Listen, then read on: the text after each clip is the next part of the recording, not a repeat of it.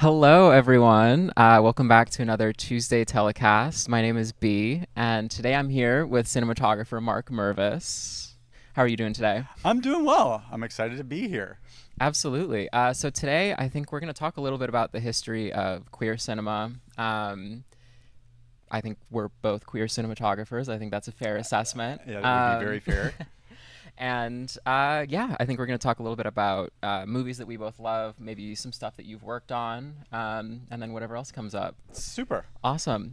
So, how did you kind of get your start working as a cinematographer? What kind of queer movies have you worked on in the past? Well, my first movie that I got to do was a queer movie. It was, in fact, it was the last. Actually, it was the first gay movie shot in anamorphic Panavision. Really? Yeah, Wow. it was a movie called Billy's Hollywood Screen Kiss. Okay. It had a really low budget. It was like $400,000, and it ended up going to Sundance and dramatic competition, and it sold. And Amazing. yeah, it was like, sort of like your sort of fantasy, kind of thing where you just like let's get some money together, let's make a movie, and all that kind of thing. That's really It exciting. was it Yeah. was super exciting, and I just thought at the time like, oh, you just make a movie and it goes to Sundance, and that's how it goes. I had Yeah. no Then every idea. follow up is like, why isn't it going to Sundance? Exactly. For sure. Wow. Yeah. So, what was that like? Like, how'd you get attached to that project? What was the process like for you? Well, I had been starving to death having my own production company back in Virginia, and I decided I wanted to move out to LA and give it a shot, and I came out, and I met some people. I met like Marcus Hugh at Strand Releasing, and they put me on to some people who had a project in development, but they had no money. So I went back to work in Virginia for a year. Those people got their money together, and we made the movie. Amazing. And it was one of those. It was pretty cool. And it was Sean Hayes, who was in Will and Grace, that was sort of got his Yeah. start I with was that. reading a little bit before the stream here, and it sounds like that was his last project before Will and Grace. Yes, it was. Yeah, That's kind of a big break. yeah, it was. It turned out well from the film too. It was a lot of fun. He was really nice. Awesome. Yeah. So, once you're actually, on set working, was this like your first big feature? Oh yeah, I mean it was my first real. I did a movie for Guar. Okay. I did Skullhead Face for Guar, which barely counts as a feature. I think it was like Sure. 64 minutes long or something like that. That's in the range. Yeah. Yeah. And we shot that on like giant BNC Mitchells, BNCR Ooh, oh, yeah. Mitchells, with Agfa 320, which was the stock, and we got the foam stock from like Last of the Mohicans, had their short ends. Wow. Oh, Just and it like was barely getting it done. barely getting. It was so hot and miserable. It was so gross. Yeah. Yeah. So, what was it like kind of switching over to this Was it like just as scrappy, or were you kind of more prepared going into it? You mean Billy's? Yeah. Yeah. Yeah. It was mainly getting to pay for the FedExing of all the equipment, Uh-huh. and Panavision was super generous, and so it was one of those things. We had like a bunch of like it's a long story, but there was a bunch of like busted lenses that we ended up having Oh, yeah. that we were able to sort of kludge them back together again. And like I said, Panavision was super nice about it, and yeah, it was. Now I look at it and I look at the photography and I kind of look at it and go like, why wasn't I more brave? Because the way that looked was so stylish and everything. And I watched a 4K version of it. I hadn't seen it in like 20 years. Wow, And it was yeah. like on demand for some reason, and it was there. And I watched it, and I didn't supervise the color or anything, for the high def, Sure. for whatever it was, 4K. And it looked so good, and it was so sort of styly, And I think like since then I kind of like pulled back on that, kind of sort of afraid Sure. to be that bold. Just like earlier in your career, you Yeah. felt safer kind of gambling with it. Later in my career, felt needing to be safer, to Right. be more Right. commercial, Right. Right. or be more, yeah, appealing to more Interesting. people. Yeah. It's kind of an interesting evolution to. I feel like I've also heard the opposite from some cinematographers where maybe they feel more comfortable further into their career. But I guess it kind of makes sense that for a movie like this, especially, where it's just kind of, what's the word I'm looking for here? I think it may be more adventurous. Is that a fair assessment? I think there was. Yeah, I think there's a lot more. Yeah, I'm blanking out, but yeah. Yeah. So, how do you get Panavision lenses on a movie like this? What was that process like? Ooh, it's like one of those deals I could tell you, but then they would seriously, like people Yeah. would come, and I would I have no hear more that life. about Panavision so often. Yeah, they're like I said, it's the cool thing about some of those old Panavision lenses, what makes them look the way that they do, and I think a lot of things that people don't think about in lenses in general is Hmm. part of it is that powerful retrofocus design where you have it to maintain a huge gap between the rear of the lens and the film plane because there's a shutter in there, Of a mirror course, shutter. yeah. And so when you design lenses without maintaining that air gap and sort of forcing yourself to design a lens that way, it sort of affects what it looks like, more or less. Hmm. But yeah, but Panavision, like, a lot of their older lenses also like minimum focus is like 4.5 feet, 5 feet. Not very useful. It's like the Atlas Hmm. lenses, they all minimum focus really well, down to like 2 feet. It just makes them eminently more usable compared to the Hmm. older, modern Panavision lenses, of course, do all that stuff. Of But, course, yeah, yeah. the old school ones that everybody likes, they're Of really hard to course. use. I mean, so many anamorphics are tricky to use, especially without diopters. And with film cameras with spinning mirrors, you can't see Mhm. focus that well, so it's really hard to see if Right. like somebody is on the same plane, and so you're kind of forcing yourself sometimes to put both actors like on exactly the same plane because it Mm-hmm. just kind of looks soft or odd to have like one person in focus and one person out of focus, and it's hard to see, especially when spinning mirrors running in the film days. So certain things you Definitely, wouldn't yeah. risk, in the film days because the depth of field might be so shallow that something could be buzzed and Hmm. you won't see it. The operator won't see it in the viewfinder because the mirror's spinning and all that kind of stuff. So, yeah. And that's something that has changed in your workflow since the onset of digital, then. Oh yes, for sure. Yeah. I mean, digital's. I love film and I Hmm. love the process of it, but I don't think it's better than digital. Right. It's different, maybe. Different, yeah. I think it's different. It's got its own advantages. I'm in love with the sort of the mechanical, the sense that like you're in the world with it. Hmm. Film is like it's a thing. And it's like taking a vinyl record and dropping the stylus and then turning the amplifier off, and you can still hear the music. You know what I mean? Hmm. Film is like that. And it's also I love the fact that it's like if you don't keep up with it, you don't know what's up, it's going to be no good. I mean, the footage is going to come back no good, and it's sort of that Right. element, and that was kind of my thing was like, oh, I was really good at film, and people trusted me, but then it was, yeah, it just became a little funky. No, I feel the same way. I shot as much film as I could in college, and I think part of the fun is not knowing exactly what you have. And I mean, to this day, like that's why I shoot all my, personal projects for stills on film, just because Hmm. it's a different process. It's a different way of thinking. Yeah, and it's just that though. It is the process. It's just a Hmm. different vibe and a approach and everything. Definitely. And it's more difficult, but sometimes it's like using a manual Leica. Yeah, yeah, yeah, It's yeah. like you got to think about all these little things and that sort of craft work, and it's also there's this sort of intimacy with film, that you kind of have to know what you're up to or else you're going to crash and burn, Hmm. and it's sort of taking those opportunities. It's Yeah, no, I think especially when I was first learning on digital, there was kind of this thought that, oh, we can just get another shot, we can fix it in post. There's so much latitude that you Mhm. can kind of do whatever you want. But I think I really learned the most about filmmaking when I was shooting on film because it really forces you to consider every element. And I think, Yeah, like why you is know, the camera here and not here, exactly.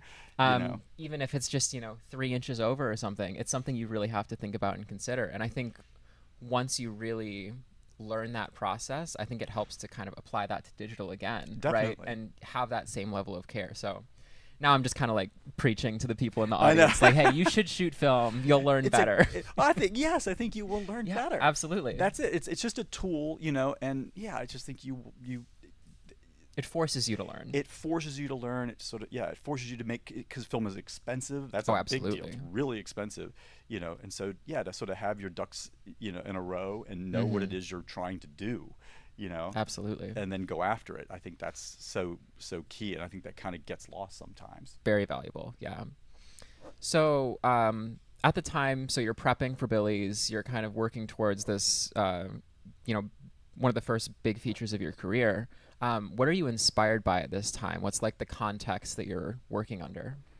Ooh, you mean like Like other big movies, other queer oh movies. wow. Whoa, I'm terrible at this. Uh, I don't know. I kind of liked a lot of the early, I loved a lot of the Spielberg films that sort of Oh, turned me yeah, yeah. on. A lot of stuff that Alan Davio shot. That sort of, yeah, there's that early Spielberg where things were very deliberate and Hmm. contemplative as far as the shots and pre-production on every shot. I'm sort of a big fan of that. I liked all those sort of. I really liked the original Star Trek series Oh and the yeah, lighting. I mean, some of it was like meh, and some of it was like it was like they were trying to paint sets with light. absolutely. And I really love the way, especially some of the close-ups on that show look, and so like the color and sort of that Hmm. fearless use of color. I love because color's free. You don't pay extra Right. for it, right? you know, I think it's just people are Yeah. afraid of color. And I think it looks so beautiful. The eye just goes right. The human Hmm. eye just is attracted to color and sort of a more fearless use of color. Absolutely. Yeah, I'm a big fan of that. Awesome. Yeah. So I think so. What about so Sensibilities?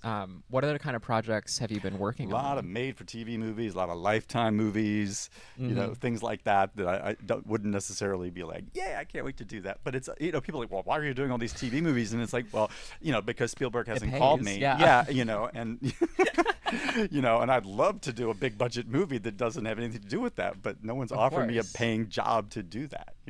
And kind of, making a living and paying your bills is a big deal. Absolutely. Absolutely. I think that's kind of the most important thing. And I think Yeah. most people, I think a lot of people forget that most people in the film industry are working on projects like that. Hmm. That's, where most of the work is. And there is, a Yeah. highest percent of whatever, people working on Well, Spielberg and Well, everything. But it's not called show.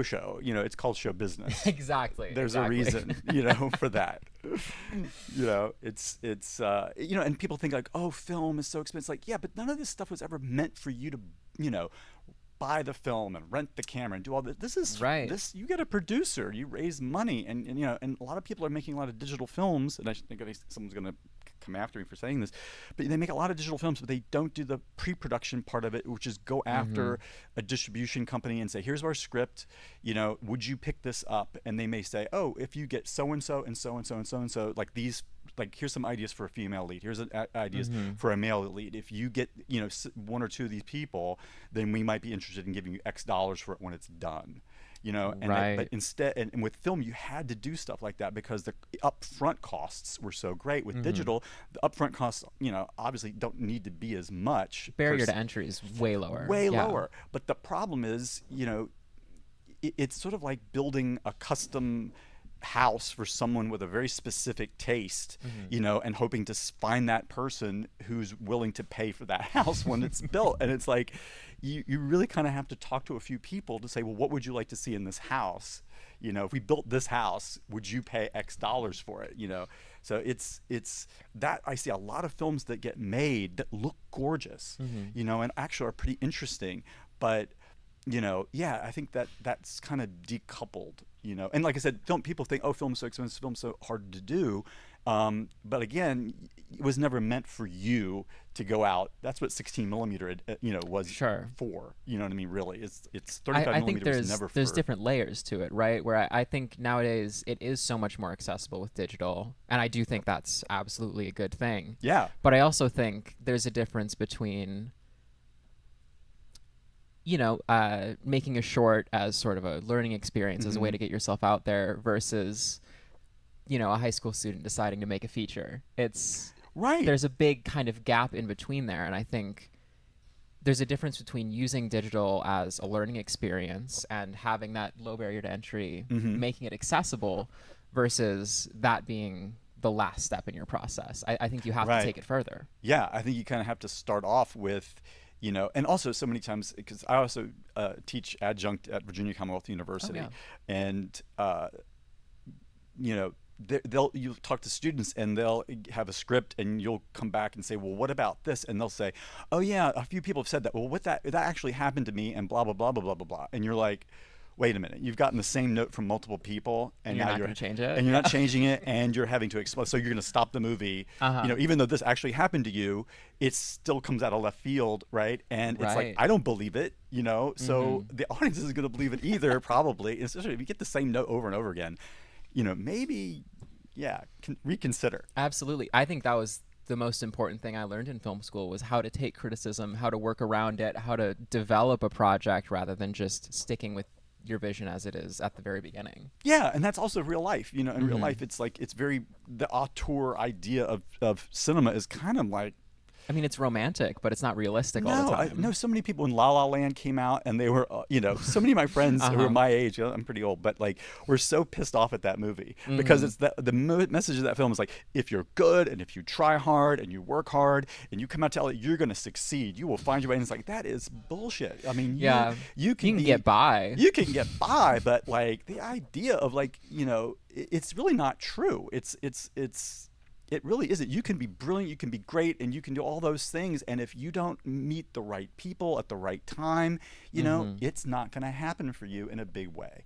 Right. And again, to be clear, you can make a career. It just might not Yes. be the glamorous career that Yes. everyone's dreaming of. Exactly. And it's sort of like, so many schools, they teach so much screenwriting stuff. And it's kind of like, well, because it's easy to teach screenwriting because all you need is a laptop, but Yeah, like, yeah. how many screenwriters that do you know that are successful that make their living as screenwriters? But like, how many people also do you know who might make their living as an electrician or a grip or in the camera department or in post production? There's a lot of jobs in those realms, and it's fine to have those jobs and aim, at least know it's great to be on set.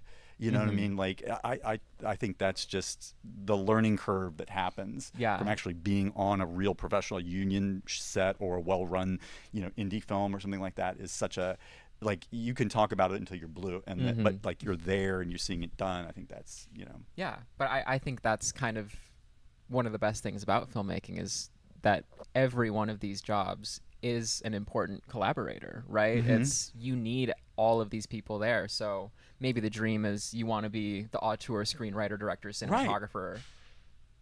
you should do that. I'm not saying you shouldn't do you that. should work towards that, but also like we need a grip, we need a gaffer. Yeah, and oftentimes people do fall into those jobs or get into that part and think, oh, I'm going to do this, and then but then they're so exhausted from doing that work and the hours that you have to keep in order to do that work, it kind of drains you for your own creative projects on the Sure. side. But so it's not easy. I mean, this Yeah. business is not easy. It's not like, oh, I'm going to go be a dentist, and so you study to be a dentist, and you put out your shingle, and you can go and be a dentist anywhere.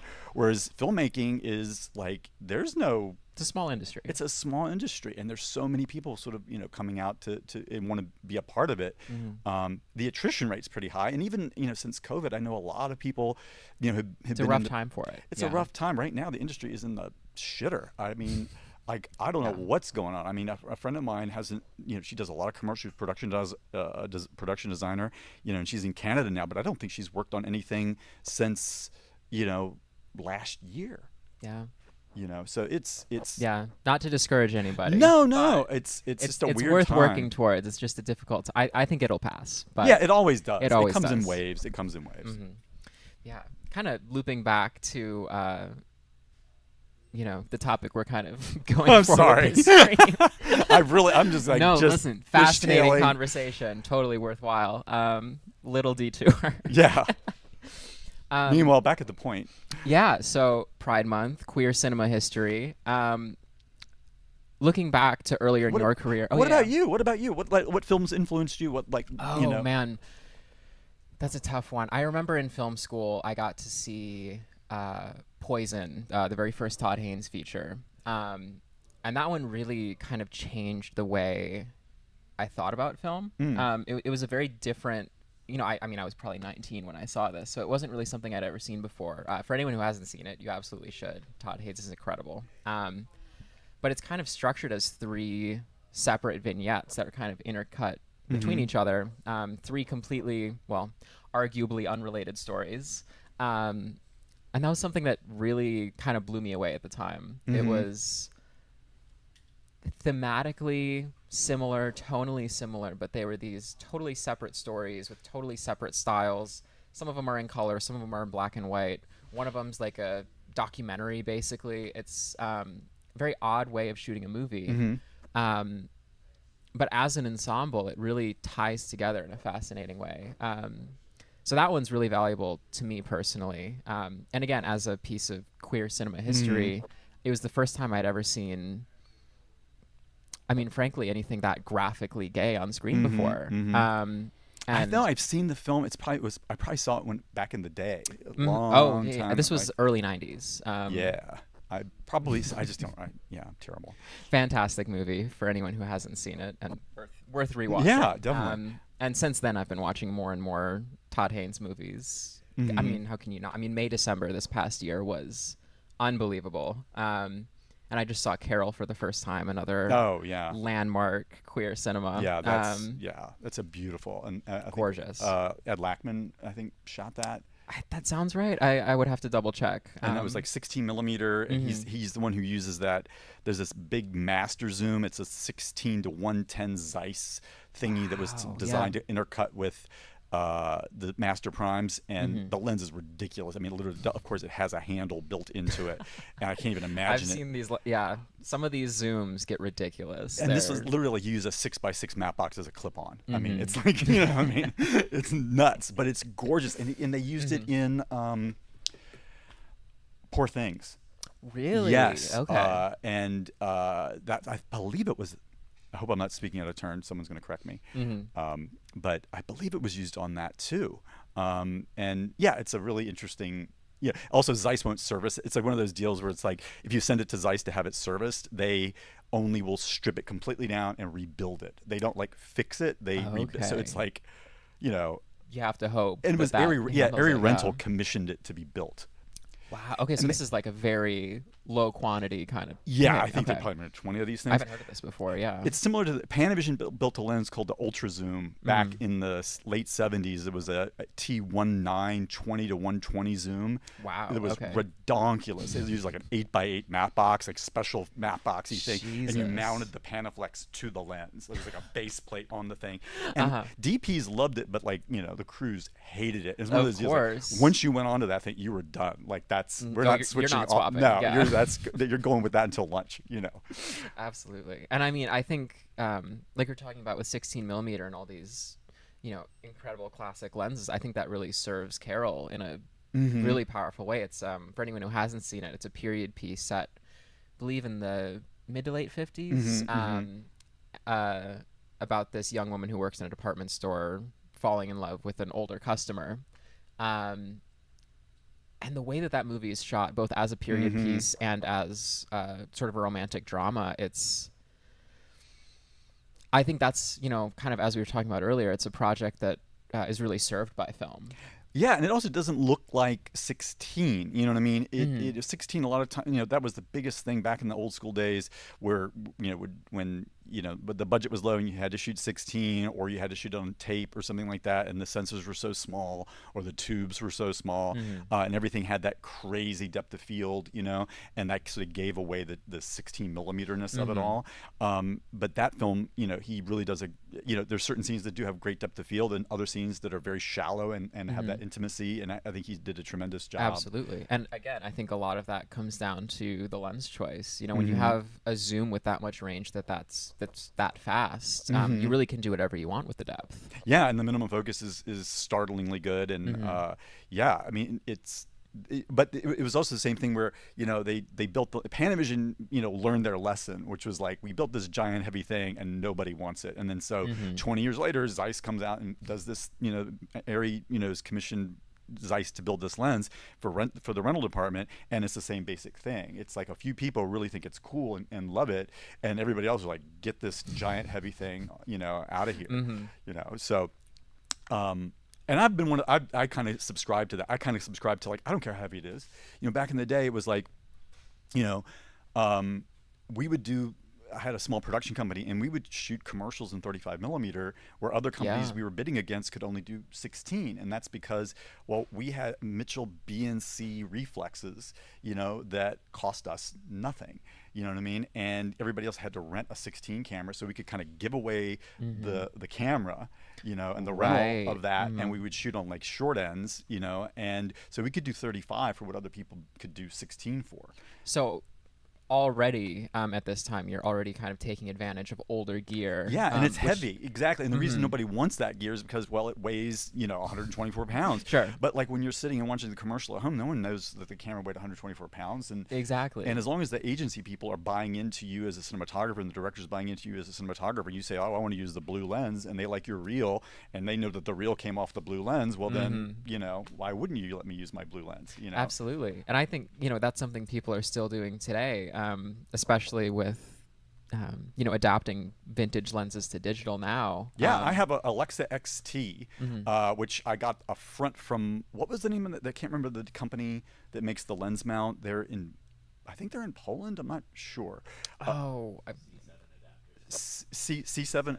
Yeah, C7. C7 Okay. adapters, and I bought a BNCR mount for the Alexa, which you have to take all this stuff off, and I also had to machine it because it wouldn't take BNC lenses, which I had a set of BNC lenses from a Mitchell BNC camera, and so you could take the regular Baltars and stick it right on there, and So for anyone who doesn't know, what is a BNC lens? When are they from? What changed?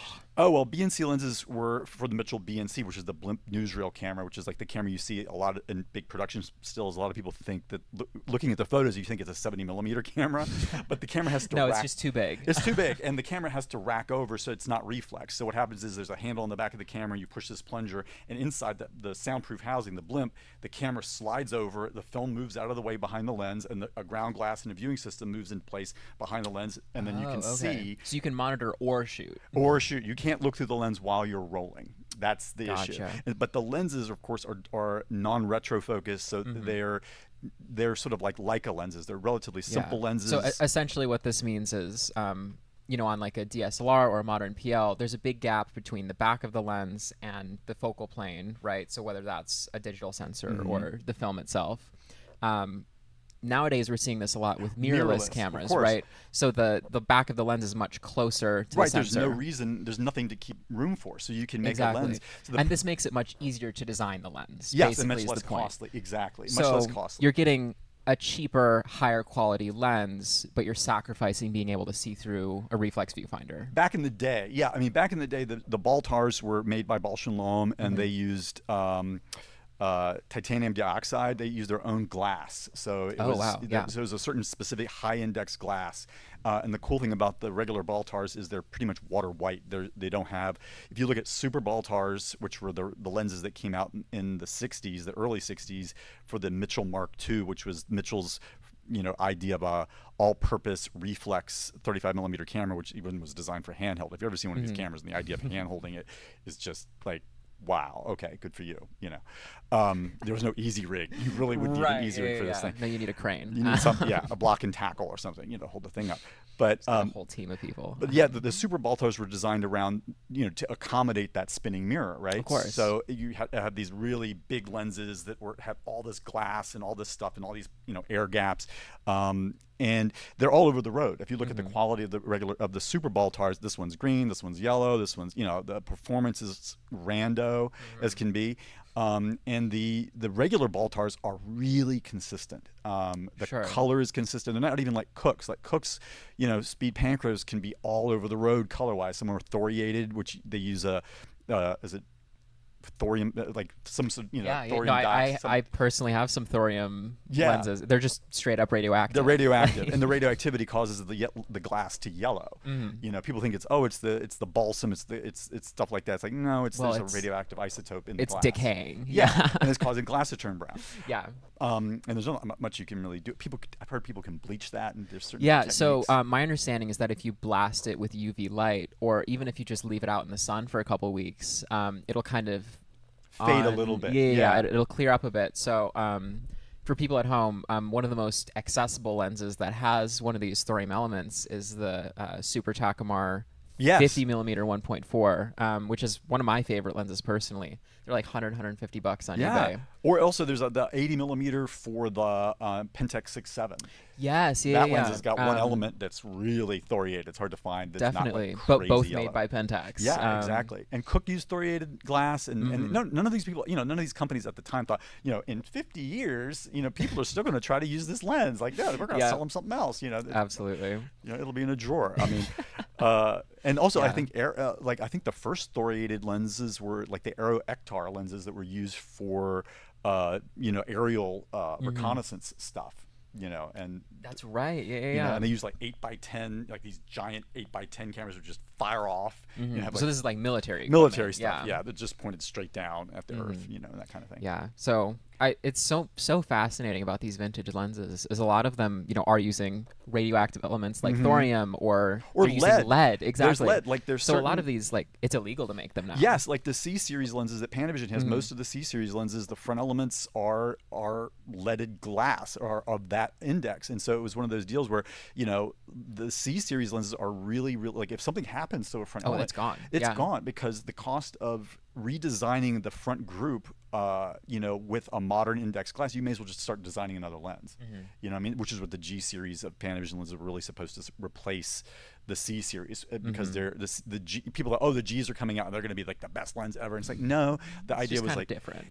So they're all the same front diameter, the same, they all have the same performance characteristic, and that's really what it was. Whereas you could spend a week prepping at Panavision just trying to find a set of lenses that matched remotely, because they were just never designed for that. And the G's were sort of an answer of like, oh, here's a set of lenses that's not as good as the E's and not as nearly, not as good as the Primos, but were, but are at least consistent, all the way through the range. And you're not going to have to like hunt for, a good 35 or, Absolutely. something like that. So originally in your career, how did you start getting into, all of these older lenses, the more technical side of lenses and cameras? I spent a lot of time, in Virginia, where there was not much going on, and I was also running away from being gay. Actually, I was running away, and one thing that you could sort of, while life is tumultuous and trying to figure yourself out is difficult, you can understand technical things. Definitely. Those are sort of grounded. They're not they're sort of immutable, and you can learn. So I ran very far away from my sexuality and dove very deeply into the technical end of filmmaking. And that was, and I was lucky that there were people there in Virginia and in North Carolina that dealt in, old equipment, and a lot of times I couldn't afford anything, so I would get like busted cameras and have to like, fix them, and stuff like that. So that was a great education. Absolutely. No, that is fascinating. I mean, I think I had probably a similar experience in college where just I didn't have any money and I was completely ignoring everything but filmmaking. Right. It's easy. It's great. It's so fun. Everyone should try it and ignore your feelings. Exactly. You just squish them down and get real technical, Yeah. But yeah, I think that's the biggest thing is this older gear is more accessible. Yeah. And I think a lot of people, especially starting out in film school or early on in their careers, are maybe ignoring these lenses and cameras especially, and just saying, I need the biggest, best new thing. I need to go rent a Arri 35, and I need to get some nice like Zeiss lenses or whatever it is. You don't really need any of that to make a good movie, right? And I would argue vintage lenses are more fun anyway. Yeah, I mean, just in general, I think that there's, I think the like the older gear does like I said, it makes you more thoughtful. You Absolutely. kind of, you really do have to kind of, be about your business, and that's fun. I mean, it is fun. I miss the days of cinematography being like, where you're the operator, and it's you looking through that ground glass, and you're sort of the one who knows what it's going to turn out to be, and not everybody's like looking at the monitor and criticizing what they see on the monitors. Like, is it going to look like that, or what about that over in the background? You're like, dude, I'm not even done. Don't worry about it. Yeah, it's not. We're not there yet. I'll let you know when you can, pass judgment. Just give me a finish. I'm not the dailies. done. Yeah, it'll be fine. Well, just let me finish lighting. Let's just the lighting be finished, and then we can talk. Like we can criticize it, But just a minute, Definitely. So you're clearly a big collector of Too both lenses much. and Oh my cameras. God. Yeah. I think My I'm ex can well attest on to my way. the to like no Yeah. more metal bits in the house. No more metal bits. You know. Yeah, I think I'm well on my way to being the same. What are the most interesting things in your collection? What are you most excited about right now? Ooh. Well, right now the super Baltars, the regular Baltars, because I've been using those a lot lately, and they're Hmm. a lot of fun. Um, Boy, oh boy, I'm trying to think. Just just a lot. I enjoy working. Oh, there's a guy named Nick Berg, who does a lot of sound restoration, and he's got a Okay. couple of these MGM uh, blimps that MGM built Wow. internally, Yeah. and they were thought to be sort of non-existent, and Hmm. he found two of them, and they're super cool and gigantic, and When would these be from? oh god, the 30s. Like this is Wow. pre Mitchell BNCs and Yeah. stuff like So that. for anyone at home who doesn't know what a blimp is. It's this giant soundproof housing that you put the you Hmm. shut the camera up in, and hopefully it'd be quiet enough to record sync dialogue. Uh-huh. It was one step away from you like putting the camera in a telephone booth basically, and putting a Yeah, porthole in exactly. it. This is like earliest days of sound. The cameras are loud as hell. You just need to put them in a different room and hope you Yeah. can't hear it. I've also been doing some stuff with two color Technicolor. I Wow. have Yeah. a camera that's a two color Technicolor camera. It's a single strip basically. So there's a red frame. It's black and white film, and there's a red frame and a green frame, and there's a beam splitter that comes in. So each frame is 8 perforations, and I have to do a gesture. Okay. My mic's gonna go So weird, you're- but it's like the one image is they're toe to toe basically. So one image is like this, one image is like that, and it goes through the beam splitter and gets busted up into the red and green. And then we had an opportunity with Warner Post. They scanned it on, I think, the Northlight scanner, and recomposited the image, and it's shocking because you can almost see like the young woman we had stand in. She had like red hair and blue eyes, and you can kind of see the blue eyes, even though blue's not a color. You know what I mean? Right. It's only red and green, so you can kind of get this Wow. teal, and it's the only Technicolor that you can reproduce because everything else required special film, and this just required black and white film. And the cameras were like really, sounded like a thrashing machine, and but they're pretty dope. I mean, it's That's I've never heard of that. Everything I've heard is like, the only way to get color out of black and white film is a trichrome. You need three colors to right match to human really vision, get right to get good color, but to Good get color. like Yeah, neat, yeah. interesting color, I would love to see that. Yeah, that sounds amazing. maybe we'll Well, put some clips up or some frames definitely. of the test that we did. It looks really cool. We were talking about doing it with like there's no way to easily put a motor on the camera, so you have to hand crank the camera, Yeah. and it doesn't really run, really wants to crank at 16 frames and trying to crank it up to 24 frames. So it's imagine it's like VistaVision. So you got like 8 perf, thing, and it's just flying through film. it's like, flying, and like I said, it sounds like a thrashing machine. It's like bam, bam, bam, bam. well, bam. luckily you have the blimp, so. Yeah, and they had blimps for these things, and I mean, I've never seen one like. I've seen like weird photos of them being used. You know what I mean? Because there's these really like, I mean, they're giant rectangular boxes. Yeah. So yeah, and I don't think there's more than. I know of 6 of these cameras that still exist. Wow. The gentleman who I think Photocam has one. The ASC has one. The Smithsonian has one. Eastman Color. Eastman. Just throw the Smithsonian in there. Yeah, the Smithsonian and Eastman House has one, and I think that's it. Wow. And I have number 10, and I think it's number 28 or number 26. Only number 10 is missing some pieces. But anyway, yeah, it's super. That is so cool. It's such a Yeah. pain in the ass, but it looks so cool. So yeah. Wow. Yeah, I mean, that's the thing about all this old Technicolor stuff. Even when it is splitting 3 ways, it's extremely expensive and extremely complicated. It's I've heard people. I was just talking to a friend about this the other day. Like, you couldn't shoot The Wizard of Oz the same way today. Those cameras don't exist anymore. The workflow doesn't exist anymore. It just can't happen. Yeah, you'd have to get the film. I mean, there was like special films that you needed that Yeah. Kodak made. There's matrixy films. I mean, it's a whole world of, and the machine, like the processing machine. You go down to, I think it's a Gold's Gym now. on Beverly, and I can't remember what the side streets are. Uh-huh. And it was, you had this giant Technicolor camera, and on the other end of it, you had a building that was like half a block long that it Yeah. took to handle the negative. You know what I mean? So it's like, yes, it's this relatively small thing over here, but the back end, is this Wow. giant building, full of, yeah, and it's all like fire retardant rooms because it was a lot of it in the Of early days course. were nitrate. They got rid of nitrate pretty quick. Thank God. Yeah, yeah, not good. Yeah, but it was pretty cool.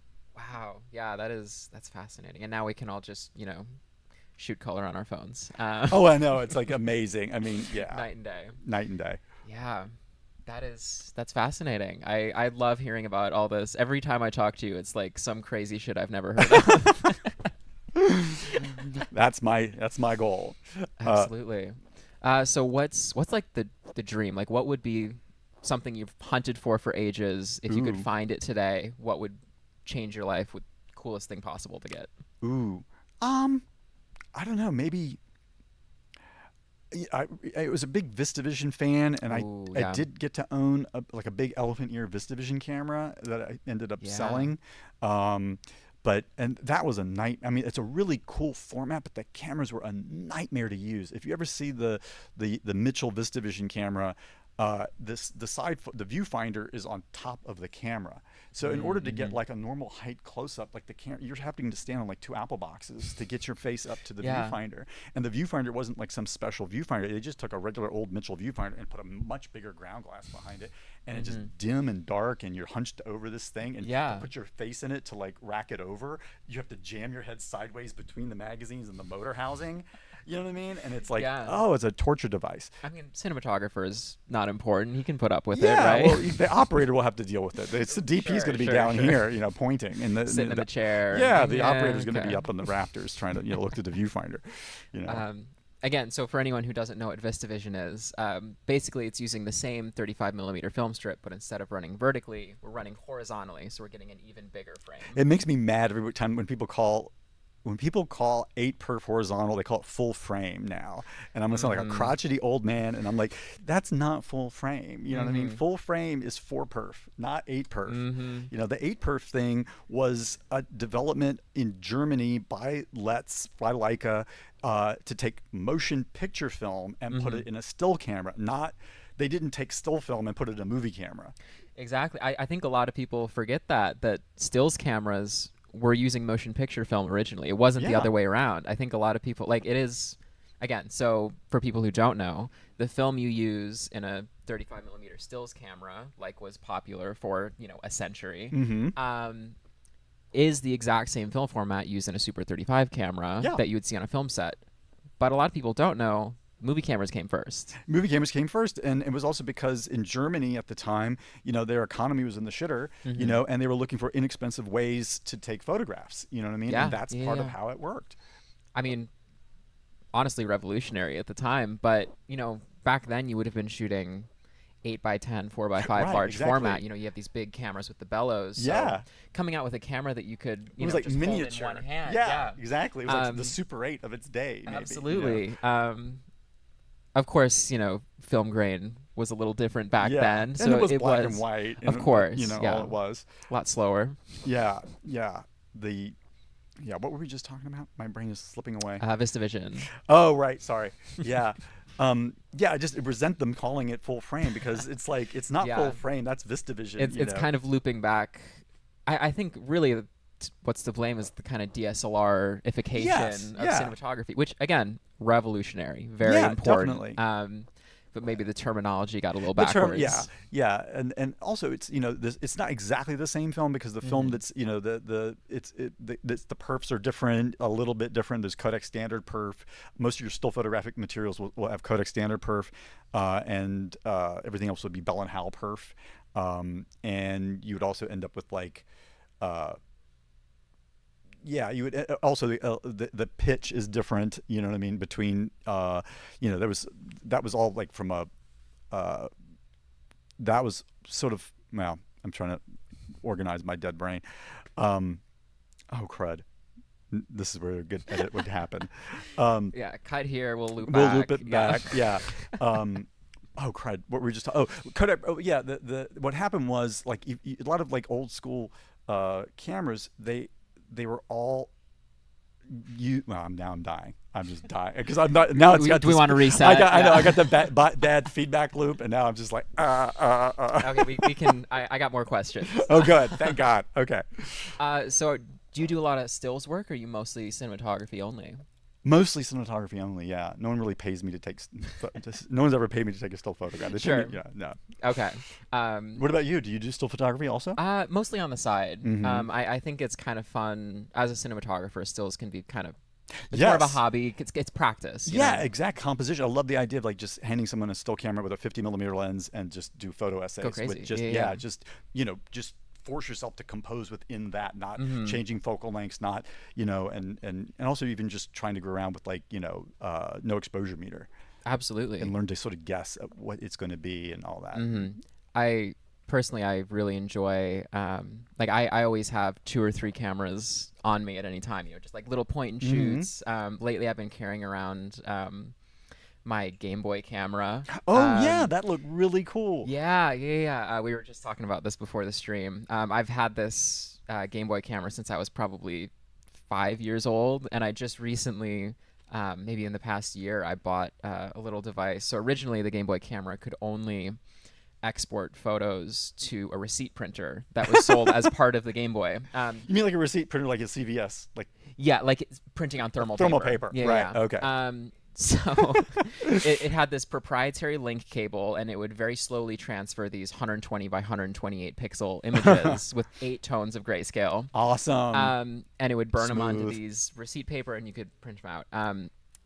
But thanks to modern technology, I found this guy online who's making custom circuit boards that basically dupe the Game Boy printer.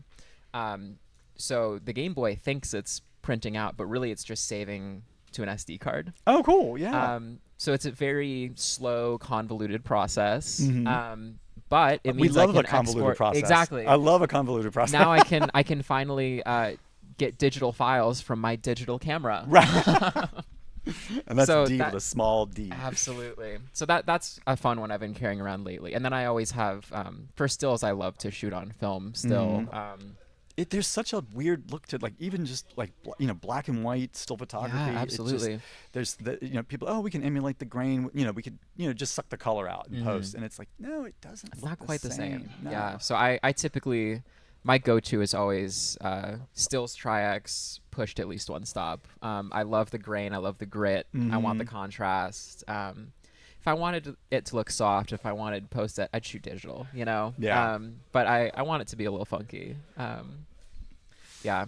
So I always like to have cameras on me. I think it's practice for cinematography. I think it's a good way to learn about light. I think especially just like finding things out in the world that you like to look at. I've shot a bunch of black and white lately with this Kentamir stock, which is like I think it's supposed to be like rejected Ilford HP5. I've heard of this. Yeah. Yeah, it's kind of inconsistent, but the result is it's such an interesting gritty graininess to it. I'm really kind of falling in love with it again. I used to poo-poo Leicas. I used to like, that's so expensive, it's bullshit. What are you going to get out of that? And it kind of forces you to like again use these cameras, because they're not reflex and all that. You don't get the accurate depth of field. You don't get certain things. So you kind of have to paint with very broad strokes, very bold, compositions and stuff like that to really get it to play out. And it's fun. That's something I really love about shooting film is you don't know what you're getting, and that's more fun. Right, exactly. It's always even back in the film days. It was always like I'm trying to say, has there ever been a time when something got like totally effed up? And there was a time where we did do. We were buying recans, and they gave us basically the wrong film stock and the wrong can. So we shot it thinking it was like How are we doing on time? Oh. 11:58. Oh, we've been going for an hour. Oh, we should stop. We gotta wrap up. So sorry. People are like they're like unconscious. We have 2 viewers left, and they're I asleep know, in front of their computer. Well, this has been a This has fascinating been a hoot. conversation. I hope it's not bored the crap out of people, because I really gone off on I personally. We've just been going. Yeah, usually I like to check in and like, oh yeah, if we have any new viewers, we just went. So hopefully Yeah, someone so for found this anyone who interesting. wasn't here at the beginning, I'm B here at Atlas. This is our weekly Tuesday telecast. I'm I've Mark been speaking Mervis. with Mark Mervis here, cinematographer. Um, Thank you so much for coming Thank you for on. having me. I really Yeah. appreciate it. This was a lot of fun. I was kind of trepidatious and worried, like, oh my God, people are going to be watching. Ah. Yeah, no, amazing conversation. Yeah, we're just wrapping up here. So yeah, thank you so much for watching. We have another stream starting probably in the next 10 minutes with Explosive Expert. Oh, cool. Oh, that's going to be way more interesting. Listen, more interesting to some people. I think this Okay. was much more interesting, but we'll see. So yeah, we'll be back in a couple minutes with that second stream of the day.